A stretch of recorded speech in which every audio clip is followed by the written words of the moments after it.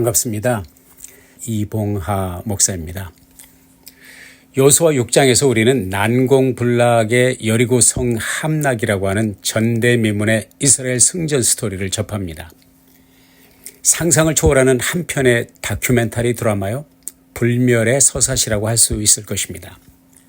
하지만 6장에서 들리던 하늘과 땅을 진동시킬 만한 승리의 함성은 바로 다음 장인 7장에서 돌연 애간장을 태우는 이스라엘의 통곡 소리로 변하는 것을 봅니다. 도대체 무슨 일이 벌어진 것일까요? 오늘의 본문을 살펴보면서 하나님께서 우리에게 주시는 영적 통찰을 발견할 수 있기를 바랍니다. 먼저 여호수아 7장 1절부터 5절까지의 말씀을 읽겠습니다. 이스라엘 자손들이 온전히 바친 물건으로 말미암아 범죄하였으니 이는 유다 지파 세라의 증손 삽디의 손자 갈미의 아들 아간이 온전히 바친 물건을 가졌습니다. 여호와께서 이스라엘 자손들에게 진노하시니라. 여호수아가 여리고에서 사람을 베델 동쪽 베다웬 곁에 있는 아이로 보내며 그들에게 말하여 이르되 올라가서 그 땅을 정탐하라 하매 그 사람들이 올라가서 아이를 정탐하고 여호수아에게로 돌아와 그에게 이르되 백성을 다 올라가게 하지 말고 2-3천 명만 올라가서 아이를 치게 하소서. 그들은 소수이니 모든 백성을 그리로 보내어 수고롭게 하지 마소서 하므로 백성 중 3천 명쯤 그리로 올라갔다가 아이 사람 앞에서 도망하니 아이 사람이 그들을 36명쯤 쳐 죽이고 성문 앞에서부터 스바림까지 쫓아가 내려가는 비탈에서 쳤으므로 백성의 마음이 녹아 물같이 된지라. 아멘. 모세의 영도 아래 출애굽의 대장정을 나섰던 그리고 광야의 여정을 걸어왔던 이스라엘, 또 그의 뒤를 이어서 요단강을 건너 가나안 정복전을 이끌고 있었던 여호수아의 군대는 지금까지 연전연승 무패의 신화를 써내려왔습니다. 더구나 그들은 난공불락의 성으로 명성을 떨치고 있던 여리고를 어렵지 않게 함락시킨 후에 이제 자기 자신들의 천하무적의 군대가 된 듯한 자신감과 우월감으로 가득 차 있었던 것 같습니다. 어쩌면 그들은 전투에서의 승전은 더 이상 새로울 것이 없는 당연한 것이 되어버렸을 것입니다. 영어 표현에 take it for granted 이런 표현이 있습니다. 당연한 것으로 여긴다는 말이죠.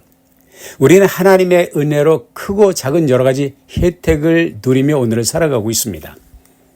이번 2024 파리 올림픽에서 기대 이상으로 그 실력을 발휘한 대한민국 올림픽 선수단이 우리의 행복지수를 높여주지 않습니까? 특히 여자 양궁 단체전에서 달성한 40년 무패의 전적, 올림픽 10회 연속 금메달 획득이라고 하는 신화와 같은 성적이 정말 자랑스럽지 않나요?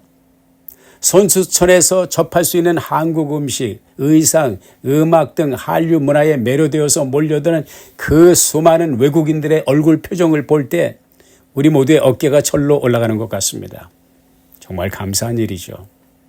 그런데 문제는 이런 것들이 처음부터 그랬던 것처럼 당연한 것으로 여겨질 수 있다는 것입니다. 그야말로 take it for granted가 될 수 있다는 것이죠. 이때가 위험한 것입니다. 이렇게 느끼기 시작할 때부터 위기가 시작되는 것이죠. 한 개인의 삶에서도 그렇고 공동체의 운명에서도 또 한 국가의 역사에서도 마찬가지입니다. 우리 대한민국의 올림픽 선수단의 역사가 처음부터 그렇게 화려했던 것은 아니죠. 힘들고 암울했던 수많은 세월의 골짜기를 지나 오늘 이렇게 높은 봉우리에 우뚝 서 있음이 하나님의 은혜요, 축복임을 잊어서는 안 될 것입니다. 무패의 신화를 써내려갔던 이스라엘 대군이 품었던 의기양양함과 자만은 결국 아이성 전투에서 그 속내를 드러내게 됩니다. 여호수아는 먼저 몇 명의 정탐꾼을 아이로 보내며 그 땅을 탐지하게 하죠. 그들이 가서 보니까 그곳은 정말 보잘것없는 곳인 거예요. 아주 작은 성이었어요. 그들이 여호수아에게 이렇게 보고를 하잖아요. 번거롭게 다 올라갈 것 없습니다. 2-3천 명만 보내시면 될 겁니다. 한꺼번에 다 올라가서 수고할 것 없어요. 무슨 말입니까? 적을 과소평가했다는 것입니다. 자만했다는 것입니다. 여호수아는 그들의 말을 그대로 받아들이고 3,000명을 파송하죠. 하지만 그들은 지금까지 한 번도 경험해 보지 못한 쓰라린 패전을 경험하게 됩니다. 이스라엘 백성들은 좌절을 넘어 절망에 빠져들죠. 아니, 그렇게 강하고 담대했던 믿음의 사람 불세출의 영웅 여호수아마저 망연자실 깊은 시름에 잠기게 됩니다. 위기였습니다. 앞을 보고 뒤를 보고 사방을 돌아보아도 길이 보이지 않고 해결책이 나오지 않는 그러한 위기였습니다. 바로 그때 여호수아는 그를 따르는 장로들과 함께 여호와의 궤 앞으로 나아갑니다. 하나님의 임재를 기다리는 그곳에서 티끌을 뒤집어 쓰고 날이 저물도록 땅에 엎드려 있습니다. 날이 저물어서야 여호수아는 하나님 앞에 마침내 하소연에 가까운 기도를 드립니다.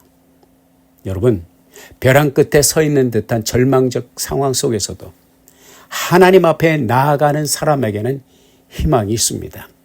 그것은 바로 우리의 기도에 응답하시는 하나님이 계시기 때문입니다. 그 하나님이 이 여호수아의 기도에 응답하십니다. 이제 여호수아는 아이성 전투에서 실패한 직접적인 이유가 무엇인지를 깨닫게 되었습니다.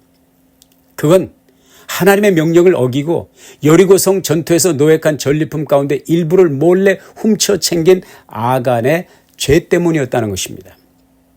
나가서 아간의 그 죄는 자기 한 사람의 운명을 파하게 하는 데서 끝나지 않고 이스라엘 백성들 모두에게 영향을 미치게 되죠. 왜냐하면 전장인 6장 18절에 보면 하나님은 어떤 것이든 하나님께 온전히 드리는 대신 개인적으로 전리품을 취하게 되면 이스라엘 전체가 연대 책임을 지게 될 것임을 분명히 하고 계시기 때문입니다.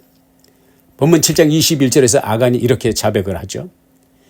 내가 노력한 물건 중에 시날산의 아름다운 외투 한 벌과 은 200세겔과 그 무게가 50세겔 되는 금덩이 하나를 보고 탐내어 가졌나이다. 그의 말대로 그 숨긴 물건이 그의 장막에서 발견되게 됩니다. 이스라엘 사람들은 그와 그의 가족, 그가 취한 모든 것들을 아골 골짜기로 끌고 가서 돌로 치고 하나님의 명령대로 불살라 태움으로 죄의 문제를 처리함으로써 이스라엘의 실패의 원인을 처리하고 처단하게 되었습니다. 오늘의 말씀 속에서 발견하는 영적 교훈은 무엇입니까? 자만은 실패와 넘어짐의 앞잡이라는 것입니다. 그리고 그보다 더 중요한 교훈은 무엇입니까? 죄의 문제를 처리하지 않으면 결코 형통하지 못한다는 것입니다. 아간의 죄는 아간 자신뿐만 아니라 그의 사랑하는 가족과 그가 소속된 지파와 그의 동족 이스라엘 백성들 모두에게 너무나도 큰 아픔과 상처를 주었습니다. 하나님은요, 우리의 연전연승, 백전백승을 질투하시는 분이 아니에요. 하나님은 우리가 재앙을 만날 때 쾌자를 부르시는 분은 더욱 아닙니다. 예레미야 선지자는 이렇게 말하지 않았습니까? 여호와의 말씀이니라 너희를 향한 나의 생각을 내가 아나니 평안이요 재앙이 아니니라 너에게 미래와 희망을 주는 것이니라. 아이성에서의 전투에서 이스라엘이 실패한 것은 본래 하나님이 계획하신 것이 아니었습니다. 아간의 탐욕, 아간의 범죄가 이스라엘의 승전을 막은 것이죠. 죄는요, 이처럼 우리와 하나님 사이를 내고요. 하나님께서 우리를 위해 예비하신 모든 각양 좋은 은사와 은혜와 축복을 상실하게 할 뿐인 거죠. 그래서 회개가 좋은 것입니다. 죄를 숨기지 않고 하나님 앞에 가지고 나아가 자백하는 것이 중요합니다.